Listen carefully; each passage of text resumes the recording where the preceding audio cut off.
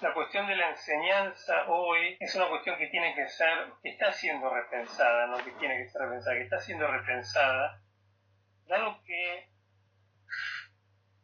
el paradigma tradicional, de acuerdo al cual se establecieron los sistemas educativos a los cuales pertenecemos, que es el paradigma funcionalista, y los sistemas educativos están pensados en general, pensados, o en su origen, pensados también en América Latina, también en Estados Unidos, también en países europeos, también en Israel, el país donde resido actualmente, están pensados por un lado como una especie de normalizador, o sea, de sistema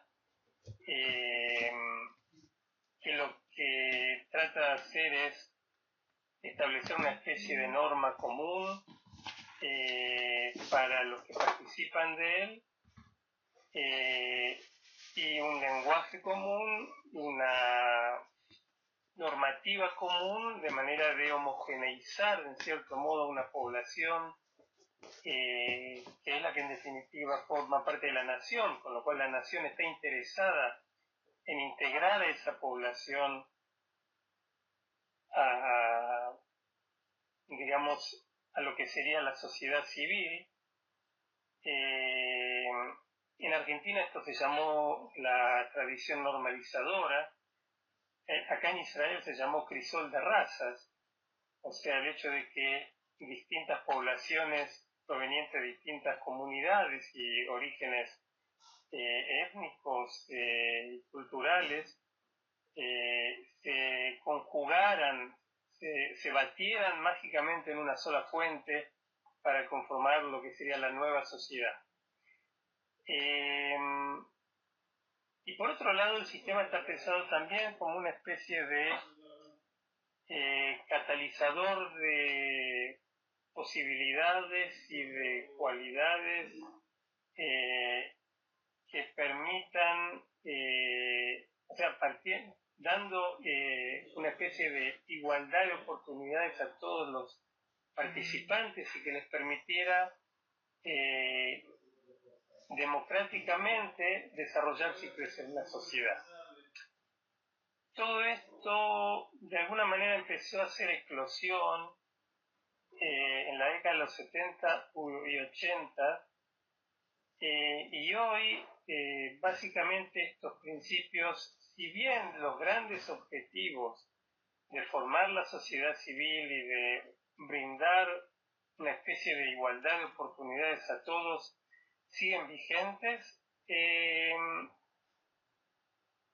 ya el significado de estos conceptos es diferente, porque hoy estamos viviendo una sociedad que es multicultural, en donde la premisa no es integrar a todas las culturas en una sola, sino que respetar y potenciar y profundizar, digamos, cada una de las especificidades culturales de los habitantes. La premisa de igualdad de oportunidades hace, digamos, eclosión cuando entendemos que los alumnos que recibimos en las escuelas, en las instituciones, no son iguales, ni mucho menos, vienen de familias distintas, de orígenes distintos, tenemos puntos de partida diferentes. Entonces, digamos, la escuela que enseña y que enseña lo mismo, o entrega o transmite destrezas similares a todos, nos encontramos con que lo que hace no es dar igualdad de oportunidades, sino que perpetúa las desigualdades. Entonces, frente a esto, estas son algunas de las cuestiones que surgen cuando uno piensa en lo que es la enseñanza en el siglo XXI. Y por supuesto la otra cuestión, y ya estamos de lleno en la charla nuestra, la otra cuestión importante a tomar en cuenta es justamente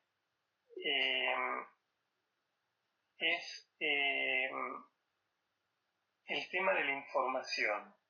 que esos son uno de los temas quizás más visibles y que más resaltan en esta época. Hoy por hoy se produce en un día, una hora, lo que se ha producido en los primeros 2000 años de historia, en cuanto a conocimiento, en cuanto a ciencia. O sea, la producción de conocimiento es ilimitada, se aumenta de manera exponencial. Conocimientos en todos sentidos, en todas las áreas, conocimientos útiles y no tan útiles. Se produce permanentemente información. Esta charla que nosotros estamos teniendo se convertirá en información en 2 horas más. O sea, se va a grabar y va a subir a la red. O sea que va a ser parte de la información que se está produciendo. Se produce información, se produce conocimiento, y no solamente que se produce, sino que también una gran cantidad de información y de conocimiento que se producen están disponibles en la red, están disponibles de manera libre. Hay acceso, hay llegada, y uno puede obtenerlas automáticamente desde cualquier lugar en donde esté. ¿Cuáles son las implicancias de un fenómeno como este en la enseñanza? Y algo más, antes de empezar concretamente con algunas cuestiones, hoy por hoy información produce y difunde cualquier persona. A diferencia de 10 años atrás, no es nada en la historia. Solo 10 años atrás, para producir y difundir información, alguien tenía que tener una infraestructura, un editorial. Digamos, hoy por hoy es harto simple escribir un artículo y subirlo a un blog o al Facebook, filmar un video y difundirlo en YouTube, o pensar en alguna frase ingeniosa y ponerlo en Twitter, y tantos otros sistemas. Entonces, cuando la información es tan fácil de producir y es tan accesible, y podemos acceder cada uno de nosotros que estamos acá, o podemos producirla cada uno de nosotros que estamos acá, o bien cualquiera de nuestros alumnos tenga 8, 9, 10 años, o sea un estudiante universitario avanzado o un candidato doctoral. ¿Cuáles son las implicancias que tiene esto para la enseñanza? Entonces, información, difusión de la información, acceso y producción, cultura, multiculturalidad, un mundo sin fronteras, ni en el tiempo, ni en la distancia. En este momento son las 4:10 de la tarde en Israel, tarde poco gris, dicen que hoy comienza el otoño formalmente, la primera lluvia. Ustedes están en otro país, en otra estación, en otro horario, y sin embargo podemos conversar e interactuar. No hay fronteras, no hay distancias, el mundo es diferente. ¿Qué pasa con la enseñanza? Yo quiero empezar con un video que está en inglés, pero ustedes lo van a entender seguramente sin ningún problema.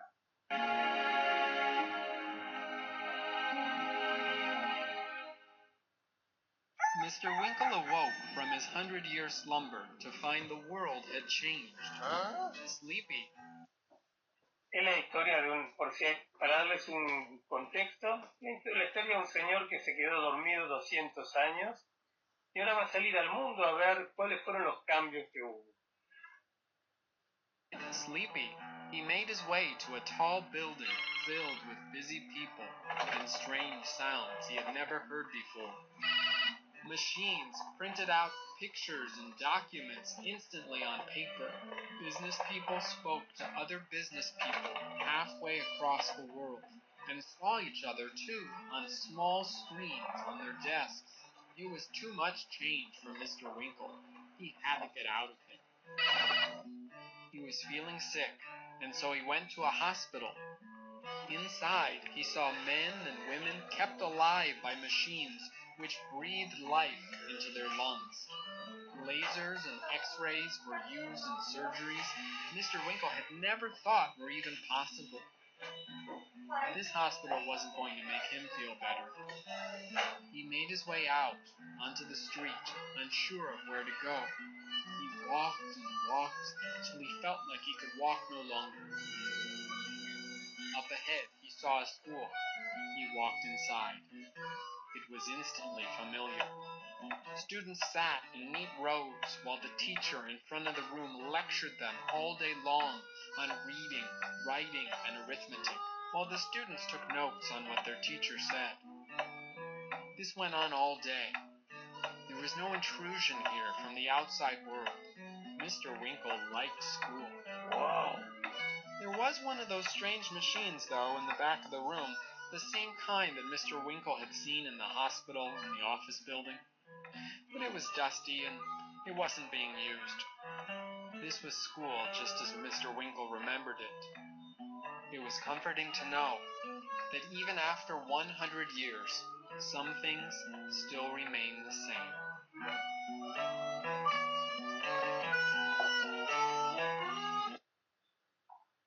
Bueno, Mr. Winkle se quedó dormido durante 100 años y empezó a recorrer la ciudad. Todo lo que encontraba era diferente a lo que él recordaba. Los hospitales, los caminos, los lugares de trabajo. Solo un lugar que encontró era exactamente igual al que él recordaba. Esa era la escuela. El video se puede encontrar en YouTube, Mr. Winkle. Es solamente una metáfora de algunas de las cuestiones que nos ocurren hoy. Y bien, y con esto quiero dar por comenzado formalmente. A este video lo llamé en aquellos días y en nuestros días.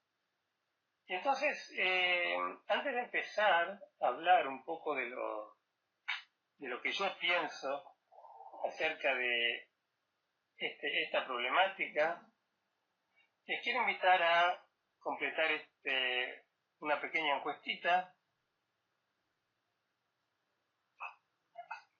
Y que dice así: el acceso a la información en la red favorece el aprendizaje.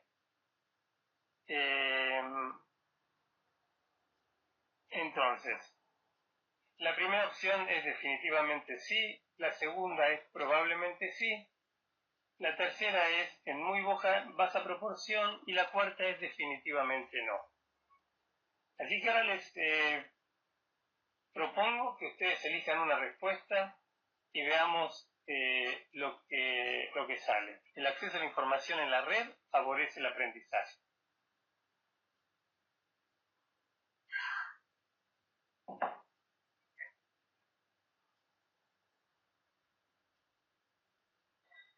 Bien, no todos votaron, me está faltando un voto, pero evidentemente la tendencia en este mini grupo es clara, entre 1 y 2.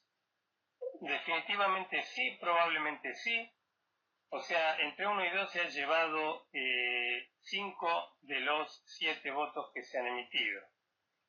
Hay alguien que no votó, pero bueno, lo dejamos para el próximo. Y vamos a ver ahora esta otra, a ver lo que piensan. Acá lo que decimos es que el acceso a la información favorece la enseñanza. O sea, en el anterior decíamos el aprendizaje y en este decíamos la enseñanza. Entonces veamos ahora cuáles son las respuestas que ustedes dan.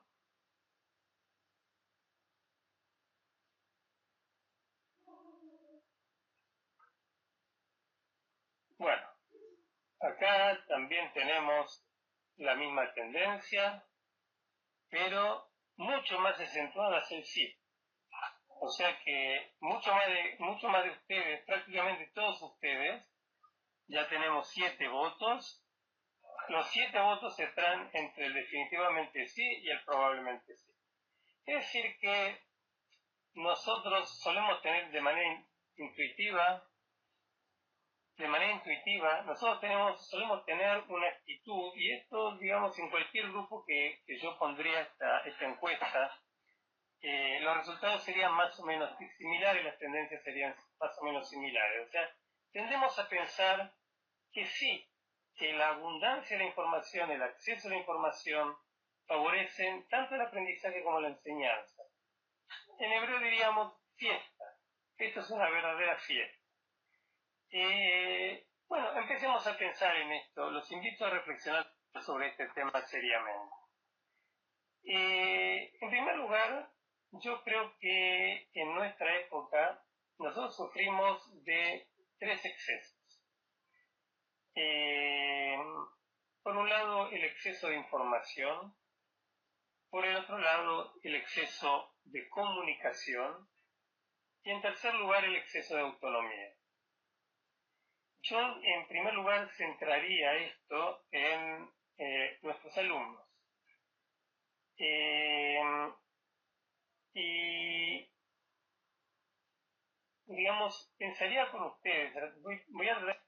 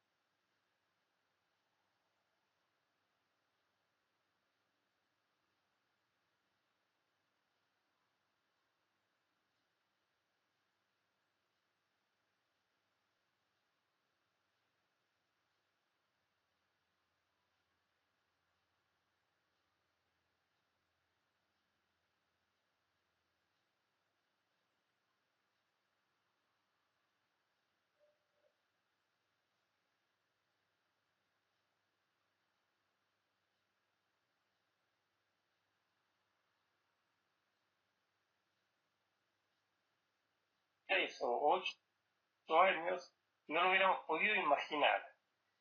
Pero estar tan comunicados y no poder tomar en algún momento una distancia para realmente poder ensimismarse y producir, es problemático también. El tercer exceso es el exceso de autonomía. Acá me voy a referir en particular a nuestros alumnos. Y en realidad a lo que yo me refería, lo que yo estaba pensando cuando pensaba esta charla, y a su vez hay un pequeño artículo que escribí a propósito de esta charla, en donde de alguna manera sintetizo estas cosas, y para escribir ese artículo cerré el correo electrónico y cerré Skype. Les decía que, ok, sí, Marcela, te vemos y si estás escuchando está muy bien, y aquel que quiera hacer una aportación la puede hacer. Yo pensaba, cuando pensaba en el exceso de autonomía, en realidad lo que estaba pensando es que hay un exceso en nosotros de confiar o de pensar que nuestros jóvenes pueden ser autónomos en la red. Esa es una fantasía, es una ilusión. En particular cuando se trata de niños, pero también cuando se trata de adolescentes. Pensar que yo puedo decirle a un niño, busqué información en la red y con eso la va a traer, es un error. Pensar que yo puedo recomendar a un niño que participe, o a un joven que participe en una determinada red social, por ejemplo, en donde le interese la ecología o los derechos humanos, pensar sin darle las instrucciones, y sin darle los cuidados, y sin hacer un adecuado seguimiento, es un error. Nuestros jóvenes sí pueden manejarse en la computadora, lo hacen. En muchos aspectos lo hacen mejor que nosotros. Ellos conocen aplicaciones que nosotros desconocemos, ellos conocen sitios que nosotros desconocemos, pero eso no hace a una buena formación y no hace una buena educación. Ellos conocen solamente una parte de este barrio y nosotros queremos que sepan manejarse en el barrio y que sepan elegir dentro de este barrio, el barrio virtual, que sepan elegir los mejores lugares en donde obtener información, que sepan llegar a las mejores bases de datos, que sepan construir sus propias redes sociales o manejarse en buenas redes sociales. Es decir, los jóvenes no nacen, aún siendo nativos digitales, no nacen con las herramientas necesarias para construir conocimiento como corresponde en la red social. Y eso es lo que es nuestro lugar en parte, es nuestro lugar como educadores. Les hablé de 3 excesos y ahora les voy a hablar de 4 ilusiones, que están por supuesto bien vinculados con las anteriores. Como les dije al principio, les di esta pequeña encuesta y les dije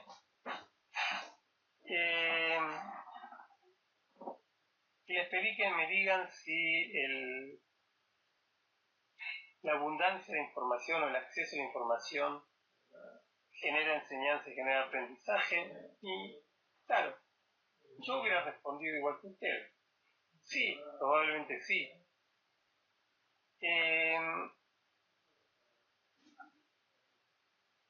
Empecemos con la ilusión de la enseñanza. Fíjense,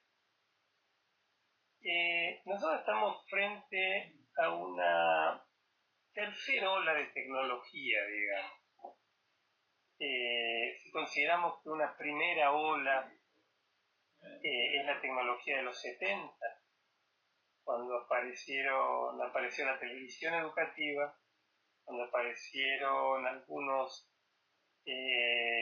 instrumentos que podían servir para educar, como las diapositivas. Después viene la tecnología de los 90, los videos, las primeras PC sin internet. Y ahora estamos en la tecnología del siglo XXI, internet, web 2.0, web 3.0. O sea, en donde sin duda esta tecnología de la PC, que quizás es tanto más invasiva que el televisor de los 70, si recuerdan, los que tienen mi edad, yo nací en el 60, pero los que tienen mi edad un poco más, las discusiones que habían sobre el hecho de que el televisor nos había invadido la privacidad de nuestros hogares. Hoy la PC o el teléfono invade aún más y de manera omnipresente. Pero claro, la diferencia es que el televisor nos impone una determinada programación cada vez más amplia, cada vez más dada a elegir. Los cables tienen cientos de opciones y cada vez más, pero sigue siendo una elección vinculada a la ilusión de la accesibilidad. Los espacios digitales no son todavía accesibles al común de la gente en los sentidos en que nosotros queremos utilizar. Los espacios digitales no están pensados para la enseñanza, pueden ser recuperados para la enseñanza. Y esto es una diferenciación importante que tenemos que tener. Google no está pensado para la enseñanza. Facebook no está pensado para la enseñanza. PowerPoint no está pensado para la enseñanza y,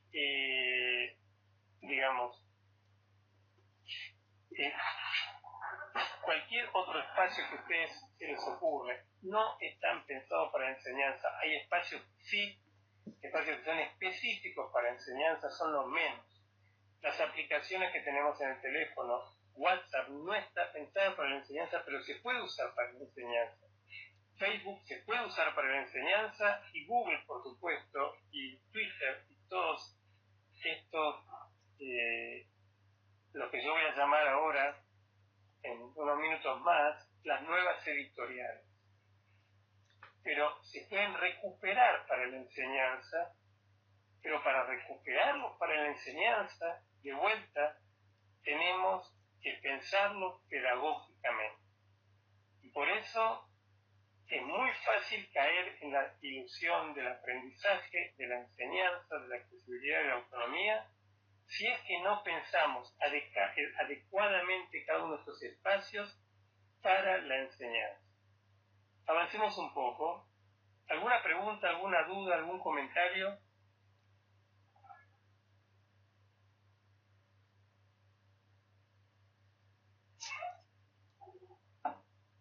¿O que resulta claro? Va bien. Bueno. Muy bien. Bueno, va bien, escucho bien. Eso es, veo bien. Eso es alentador y les agradezco la atención. Seguimos. Hablamos de los excesos, hablamos de las ilusiones. Hablemos de qué significa enseñar en el siglo XXI. ¿Qué es lo que nosotros hacemos? Transmitimos hechos, difundimos investigaciones, promovemos relatos, recuperamos información, ofrecemos datos y estadísticas. Fíjense que todas estas prácticas o todas estas acciones en sí mismas, que nosotros podemos llamar enseñanza tranquilamente, transmitimos hechos. Vamos a la clase, yo leo muchas veces unidades de clases, nosotros decimos, bueno, hoy vamos a enseñar fotosíntesis, hoy vamos a enseñar la revolución industrial, promovemos investigación, traemos datos, etc. Ahora, todas estas cosas que son válidas, que son genuinas, todas están en la red. ¿Para qué me quieren a mí? ¿Para qué me quieren a mí para, digamos, si yo voy a enseñar la Revolución Francesa, si posiblemente van a encontrar muchísima más información sobre la Revolución Francesa, más actualizada posiblemente, más interesante, que la que yo le pueda dar? ¿Cuál es entonces el sentido de trabajar cada uno de estos conceptos para enseñar?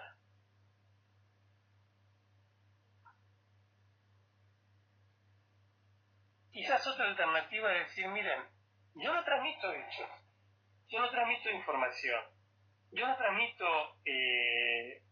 estadísticas, no es eso. Pero lo que yo ayudo, lo que yo sí puedo hacer es enseñar a validar. Revolución Francesa, ¿de dónde saco yo información?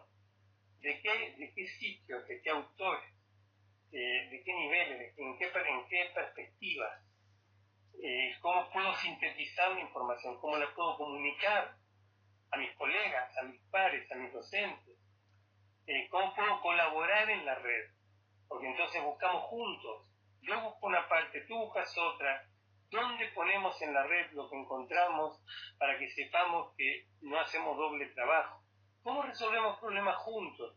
¿Cómo encontramos problemas? ¿Cómo generamos problemas? ¿Cuáles son los problemas de la Revolución Francesa? ¿Qué es lo que la Revolución Francesa puso en cuestión?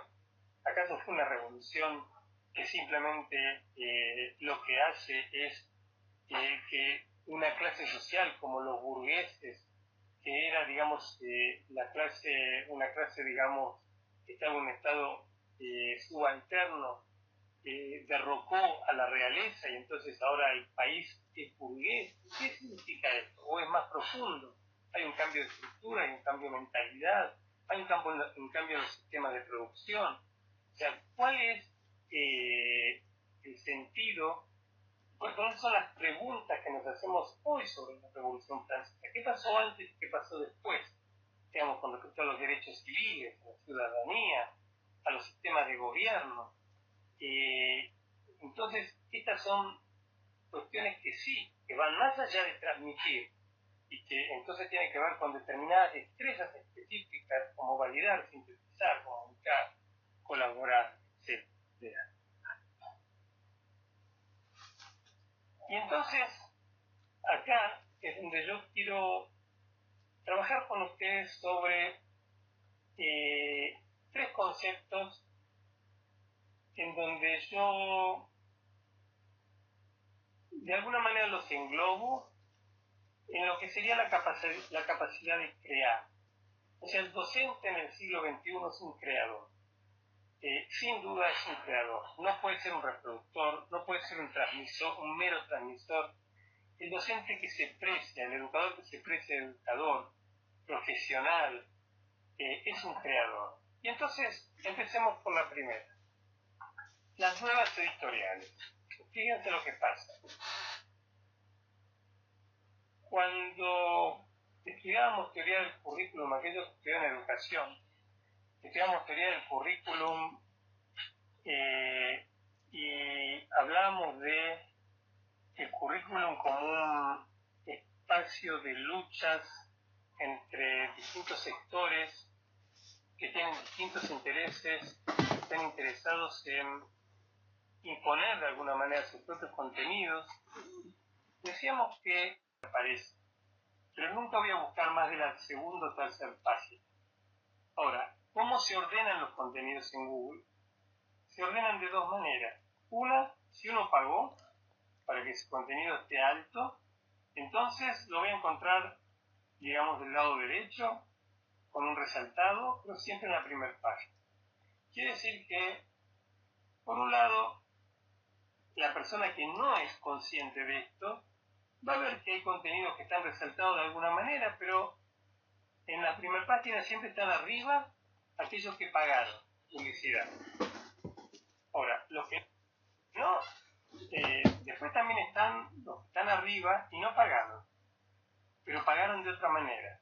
O sea, son los sitios más fuertes que hacen permanentemente ingeniería de software, que tienen gente especializada que los actualiza, que actualizan contenido, etcétera, y que tienen mucha circulación.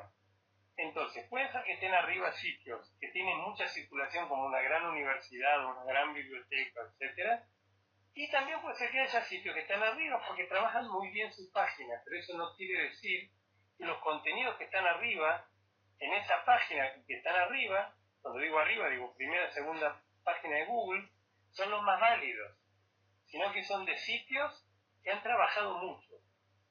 Si han trabajado mucho, quiere decir que saben, quiere decir que tienen respaldo económico, quiere decir que tienen mucha circulación, pero no quiere decir que los contenidos sean buenos o que sean valiosos.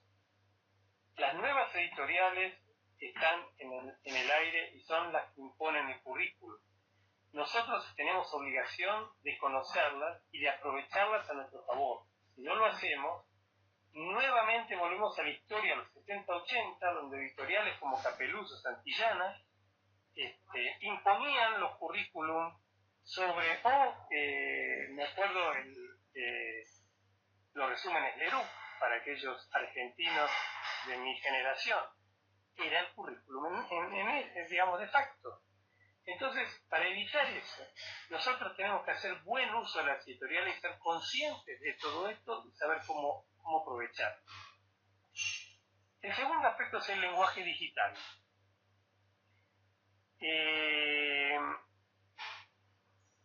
Nosotros tenemos hoy una oportunidad de oro, y que es que nosotros podemos ser generadores de contenidos en la red.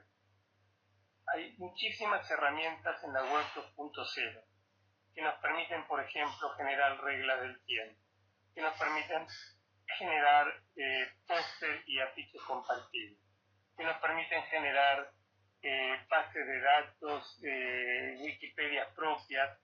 O sea, podemos armar nuestra propia biblioteca de videos, compartirla con nuestros alumnos, generar videos propios. Es decir, el lenguaje digital hoy es un lenguaje que me permite a mí crear. Es rico, es profundo, es multimedial, es más que un texto, es texto, más imagen, más hipervínculo, más sonido, más video, más fondo, más color, texto con distintos formatos.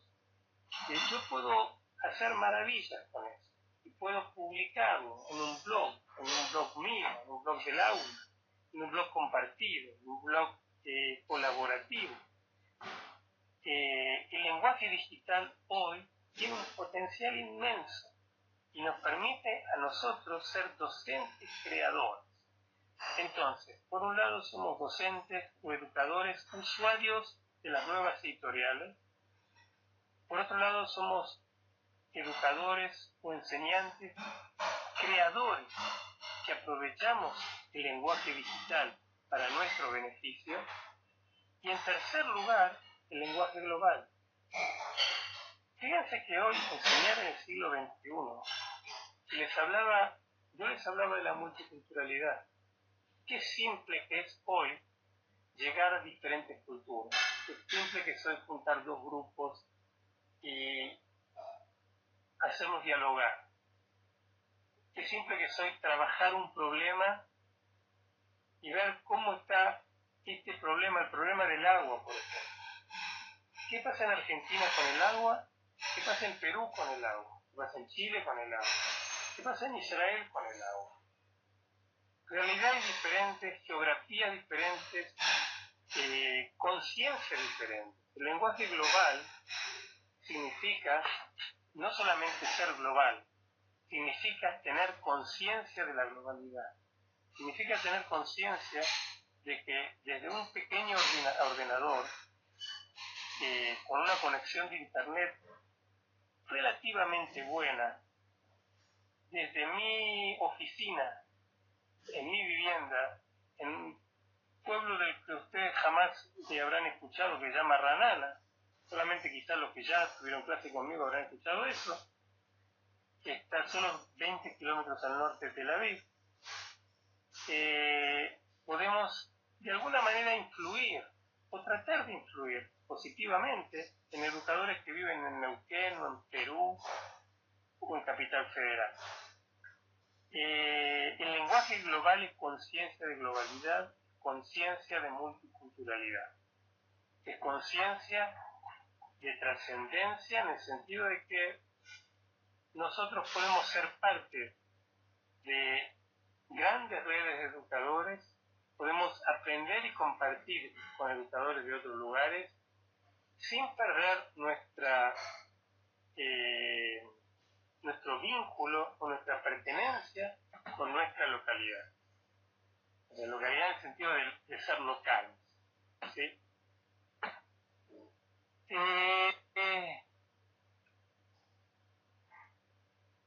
Seguimos y ya vamos llegando casi al final. Nosotros hoy no queremos trabajar contenidos, queremos trabajar problemas, queremos trabajar cuestiones que sean importantes para nuestros alumnos, que les llegue y que puedan a partir de eso construir primero la pregunta genuina que les resulte a ellos significativa y que a partir de esa pregunta puedan construir conocimiento. Ejemplos.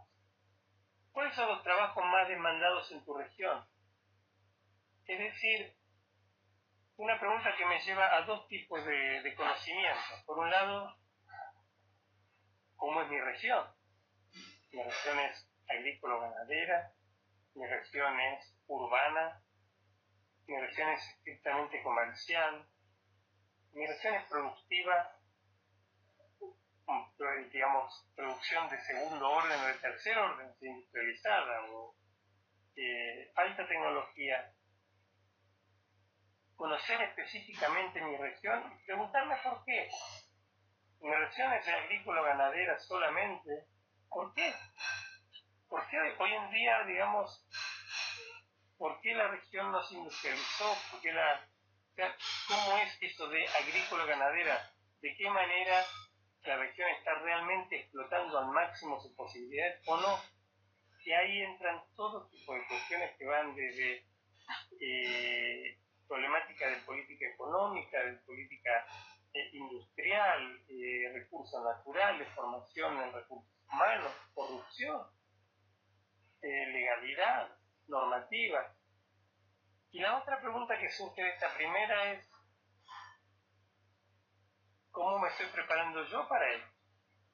Es decir, si mi región tiene A, B, C, D características, ¿de qué manera me preparo yo? ¿Me tengo que preparar? ¿Estoy preparándome para integrarme efectivamente en el mercado laboral de mi región? ¿Estoy estudiando cosas que quizá no tienen sentido? ¿El sistema educativo me está proponiendo una buena integración o el sistema educativo me dará una certificación, un título que tendrá mucho valor simbólico pero poco valor práctico a la hora de ir a buscar empleo? ¿Qué es ISIS? ¿Cómo se lo combate? ¿Por qué se lo combate? ISIS, si ustedes que tiene que ver mucho con mi realidad y la quise compartir, es el famoso califato islámico, el Estado Islámico, el movimiento, quizás hoy en día la expresión fundamentalista más cruda y más cruel que existe, fundamentalista, digamos, en general, fundamentalista islámica en particular, y que ha puesto al mundo, o que le ha puesto al mundo un gran signo de interrogación,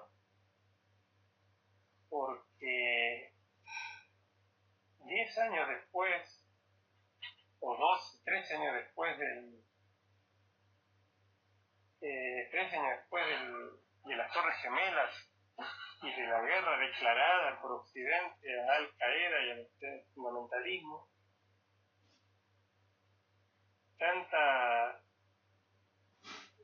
tantos soldados muertos, tanta gente muerta de ambos lados, tanto dinero gastado en eso, el resultado es un movimiento aparentemente mucho más extremo y mucho más cruel que Al-Qaeda mismo, al punto tal que ahora hay una especie de rivalidad entre ellos, a ver quién es más cruel que quién. ¿Qué significa fundamentalismo? ¿Cómo eso me afecta a mí? ¿Cómo esto afecta a nuestra sociedad? ¿Cómo es la historia? ¿Por qué estas cosas surgen en Medio Oriente? ¿Y cómo esto impacta en Europa, impacta en Estados Unidos, impacta en América Latina?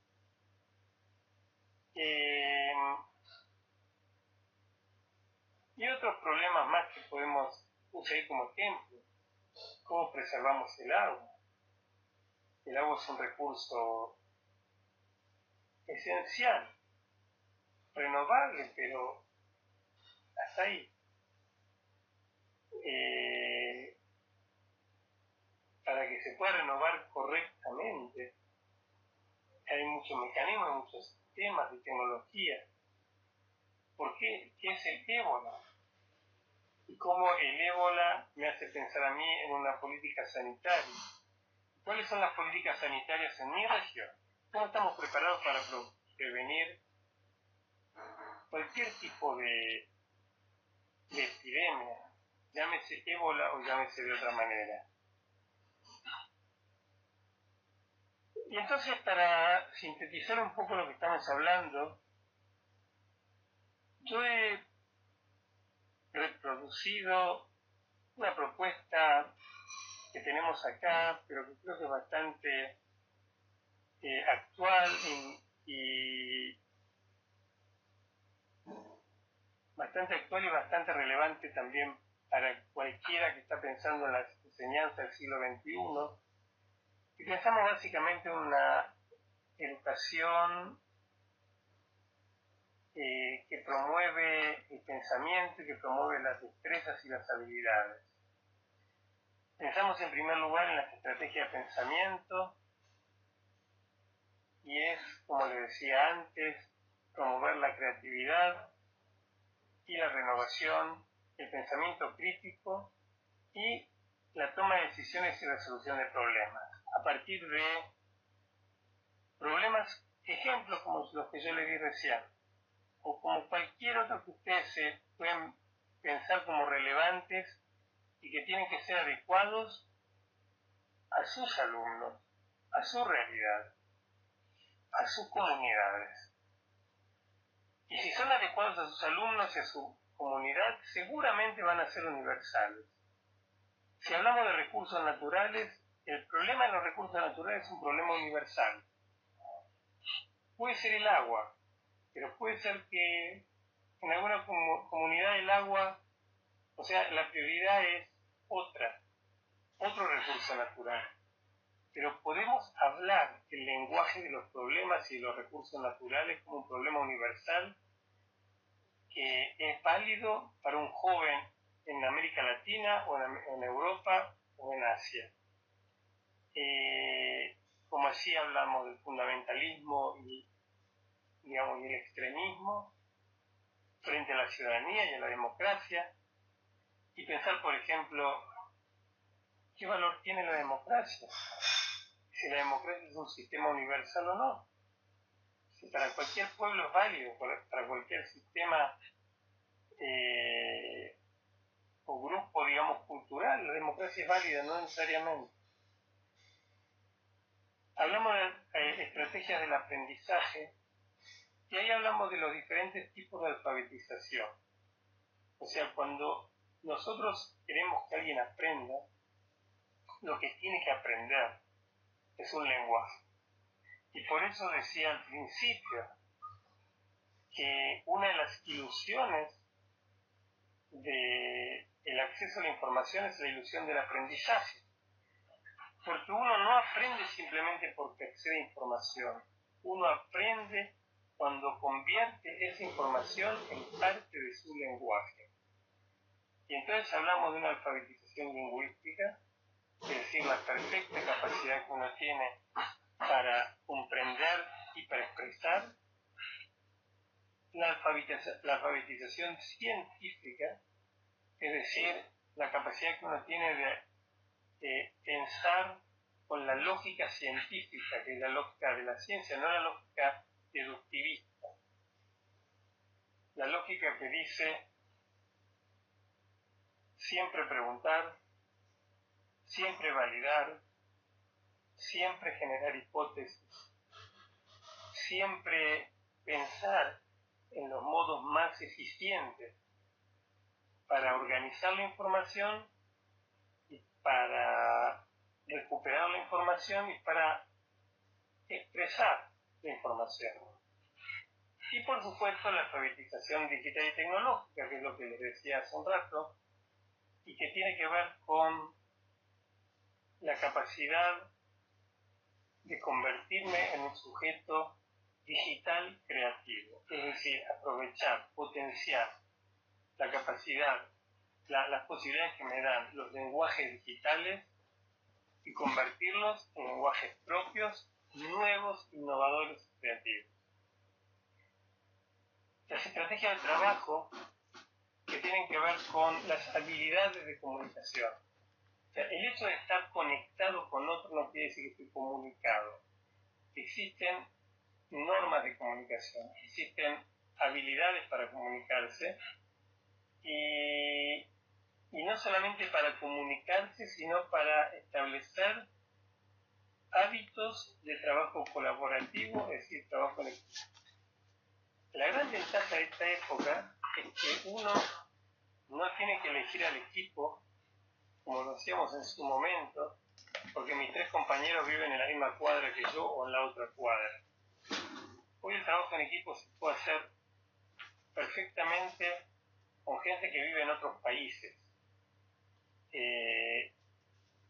Así que, pero uno tiene que saber cómo se trabaja en equipo. Y cómo se trabaja en equipo tiene sus normas, tiene sus reglas, tiene sus estándares, y esto es parte de lo que nosotros enseñamos en el siglo XXI.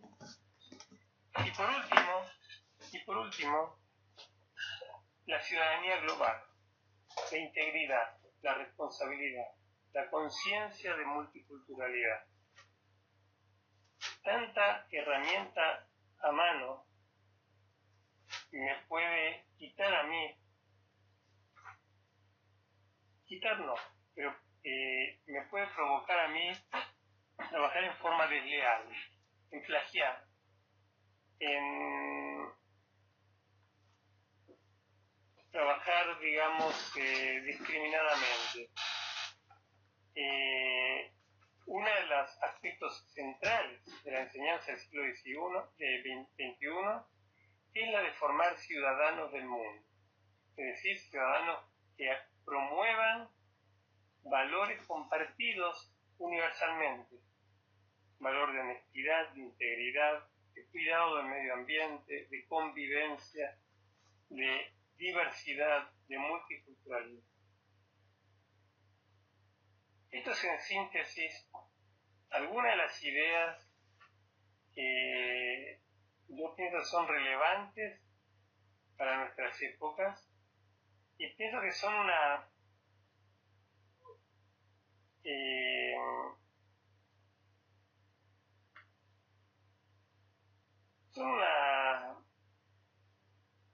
un contexto válido y necesario para cualquier tipo de metodología o estrategia de enseñanza.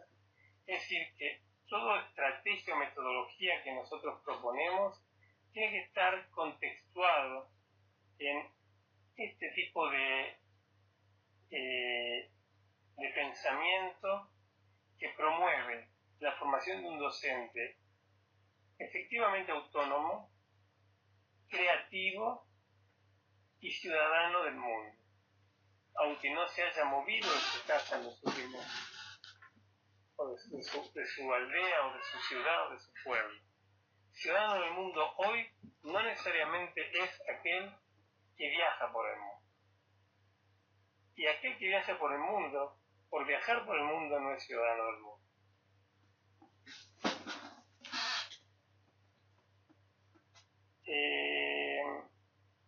Antes de terminar, no sé si hay alguna otra pregunta, pero les quiero mostrar otro video. Hay muchos. Me pareció este interesante, es un video producido en Chile y creo que vale la pena. Innovar en la educación empieza por responder cada cierto tiempo una pregunta simple pero fundamental. ¿Por qué educamos? La sala de clases es un espacio donde se ha luchado contra la ignorancia, para mantener el orden, reproducir un sistema social, formar trabajadores o ciudadanos informados. Hoy, la realidad es distinta.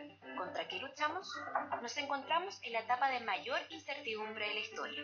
Necesitamos naciones capaces de resistir las crisis económicas, cumplir demandas internas, integrarlas con el mundo, con los cambios tecnológicos y comprometidas con la seguridad de las futuras generaciones.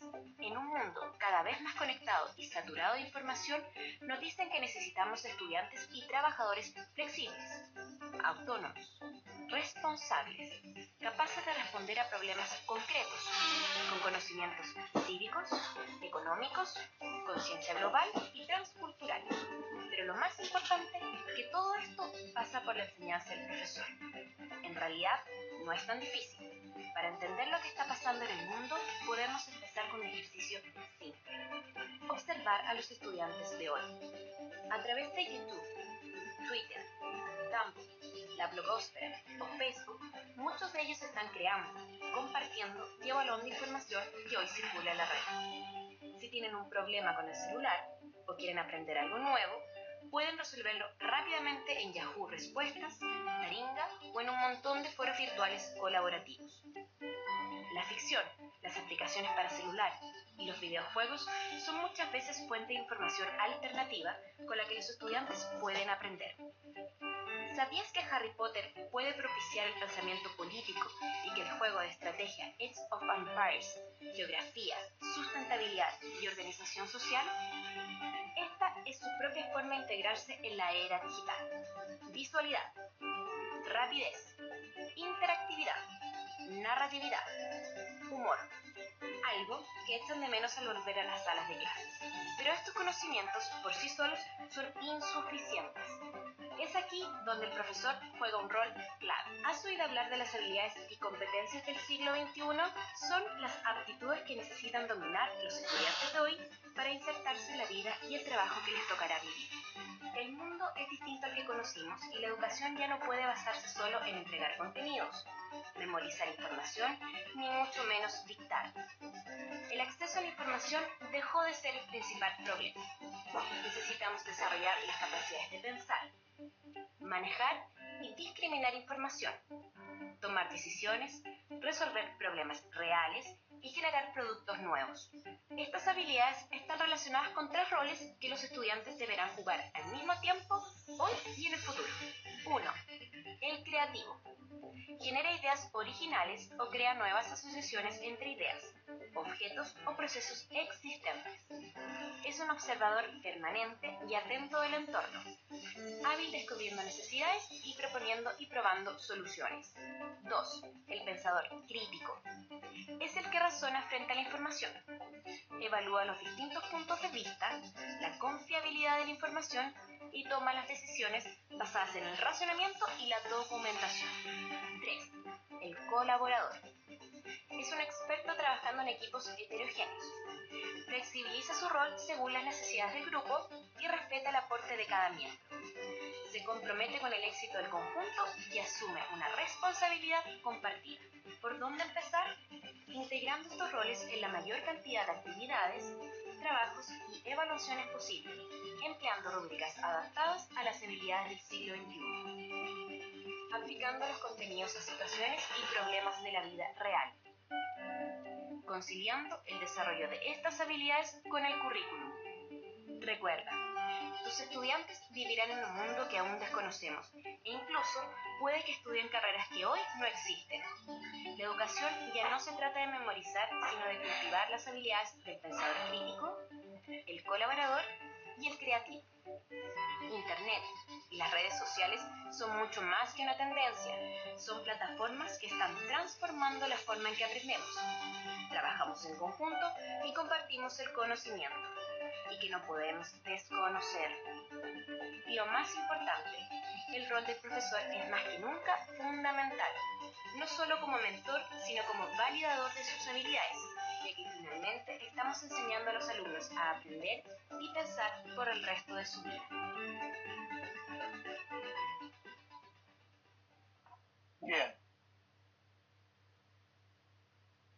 Bien, yo creo que este video de Educar Chile, y si ustedes buscan en YouTube, van a encontrar, digamos, muchos otros videos. Este es como una especie de gran sintetizador. Van a encontrar otros videos de Educar Chile en YouTube, muy fácil. Es buen material, es buen material.